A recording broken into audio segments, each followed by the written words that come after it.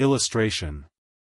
Elizabeth was sitting by herself the next morning, and writing to Jane, while Mrs. Collins and Maria were gone on business into the village, when she was startled by a ring at the door, the certain signal of a visitor. As she had heard no carriage, she thought it not unlikely to be Lady Catherine, and under that apprehension was putting away her half-finished letter, that she might escape all impertinent questions, when the door opened, and to her very great surprise Mr. Darcy, and Mr. Darcy only, entered the room. He seemed astonished too on finding her alone, and apologized for his intrusion, by letting her know that he had understood all the ladies to be within. They then sat down, and when her inquiries after Rosings were made, seemed in danger of sinking into total silence. It was absolutely necessary, therefore, to think of something, and in this emergency recollecting when she had seen him last in Hertfordshire, and feeling curious to know what he would say on the subject of their hasty departure, she observed, "How very suddenly you all quitted Netherfield last November, Mr. Darcy. It must have been a most agreeable surprise to Mr. Bingley to see you all after him so soon, for, if I recollect right, he went but the day before. He and his sisters were well, I hope, when you left London?" "Perfectly so, I thank you." She found that she was to receive no other answer, and, after a short pause, added, "I think I have understood that Mr. Bingley has not much idea of ever returning to Netherfield again. I have never heard him say so, but it is probable that he may spend very little of his time there in future. He has many friends, and he is at a time of life when friends and engagements are continually increasing. If he means to be but little at Netherfield, it would be better for the neighbourhood that he should give up the place entirely, for then we might possibly get a settled family there. But, perhaps, Mr. Bingley did not take the house so much for the convenience of the neighbourhood as for his own, and we must expect him to keep or quit it on the same principle." "I should not be surprised," said Darcy, "if he were to give it up as soon as any eligible purchase offers." Elizabeth made no answer.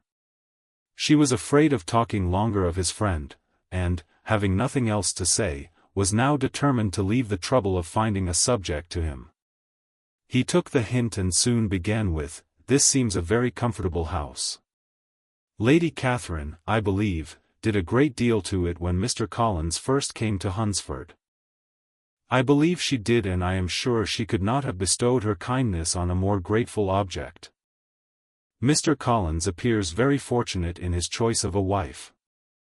"Yes, indeed, his friends may well rejoice in his having met with one of the very few sensible women who would have accepted him, or have made him happy if they had. My friend has an excellent understanding, though I am not certain that I consider her marrying Mr. Collins as the wisest thing she ever did. She seems perfectly happy, however, and, in a prudential light, it is certainly a very good match for her. It must be very agreeable to her to be settled within so easy a distance of her own family and friends." "An easy distance, do you call it?" "It is nearly 50 miles. "And what is 50 miles of good road?" "Little more than half a day's journey." "Yes, I call it a very easy distance." "I should never have considered the distance as one of the advantages of the match," cried Elizabeth.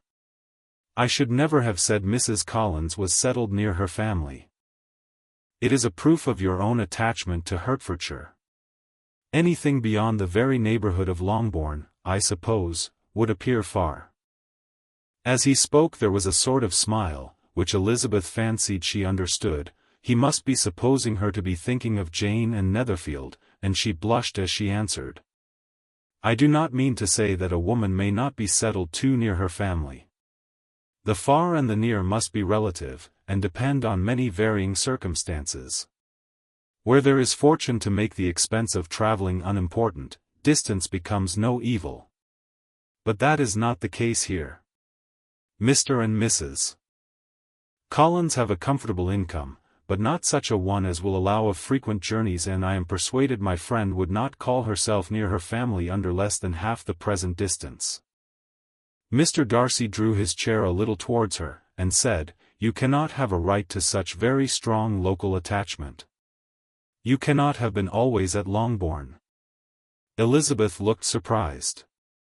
The gentleman experienced some change of feeling. He drew back his chair, took a newspaper from the table, and, glancing over it, said, in a colder voice, "Are you pleased with Kent?"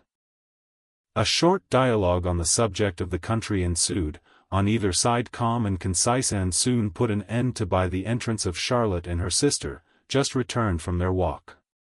The tête-à-tête surprised them. Mr.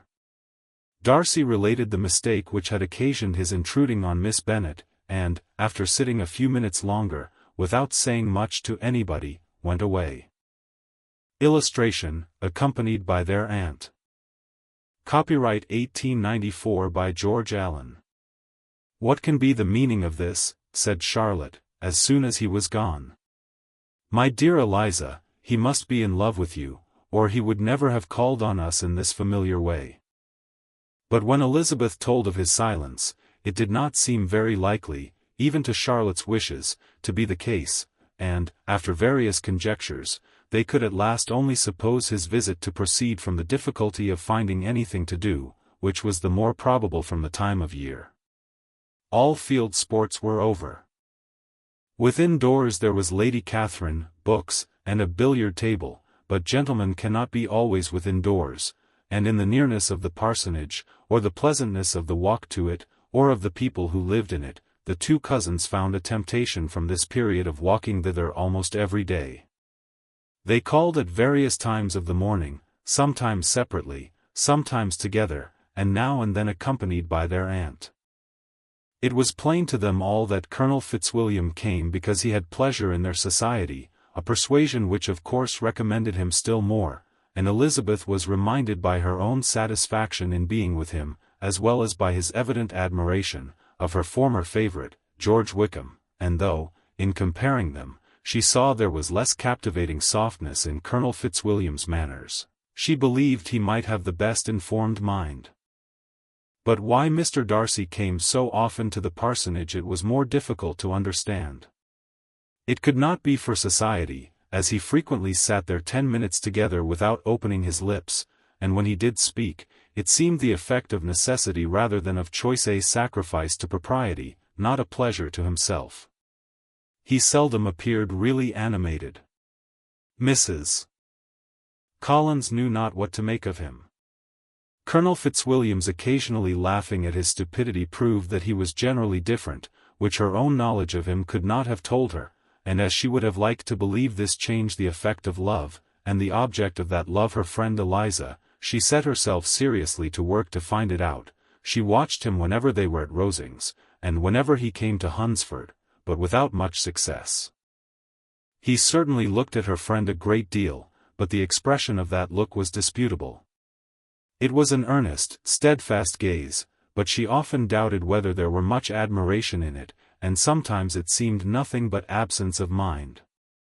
She had once or twice suggested to Elizabeth the possibility of his being partial to her, but Elizabeth always laughed at the idea, and Mrs. Collins did not think it right to press the subject, from the danger of raising expectations which might only end in disappointment, for in her opinion it admitted not of a doubt, that all her friend's dislike would vanish, if she could suppose him to be in her power. In her kind schemes for Elizabeth, she sometimes planned her marrying Colonel Fitzwilliam. He was, beyond comparison, the pleasantest man. He certainly admired her, and his situation in life was most eligible, but, to counterbalance these advantages, Mr. Darcy had considerable patronage in the church, and his cousin could have none at all. Illustration, on looking up.